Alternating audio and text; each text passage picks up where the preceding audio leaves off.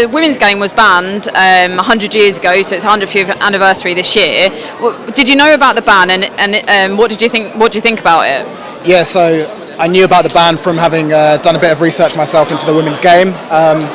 Obviously, absolutely ludicrous. I think it was probably one of them practices put in place by a patriarchal society, because I think a lot of the women's games were getting more in attendance than the men's games. So I think basically anything to sort of assert their dominance or anything they weren't sort of sure of, they tried to push down really. But obviously, terrible thing, but good to sort of celebrate history and the fact that we're no longer a part of that sort of era. And how important do you think it is for a community to have women playing football and to have a senior women's team and a pathway?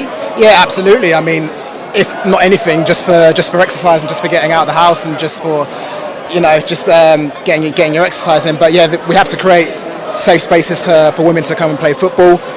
Far too often, women probably feel like they're a little bit intimidated from the amount of male-dominated spaces that there are in terms of bookings on 3G pitches, and so there just has to be more done to make sure that there's sort of women's-only clubs or non-binary as well.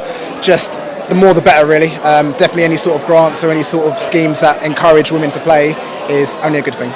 And in terms of like allyship, so like how male players in a senior men's team could help the senior women's team, is there any sort of things that you think like male players maybe should be doing? Yeah, it's an interesting one. I think you have to be honest and have a dialogue with any sort of woman that wants to play football. What are their fears? What are they worried about?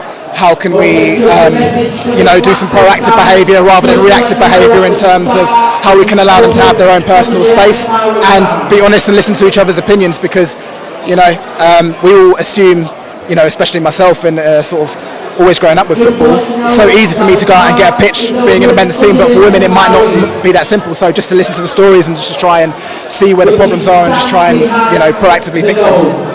And in terms of fan ownership, so how important is fan ownership and supporters pushing women's football forward, pushing football forward as a game, as an inclusive and diverse game? Yeah, absolutely. I think that's what we're doing at Clapton in terms of fan ownership. We've got a very diverse, membership as well.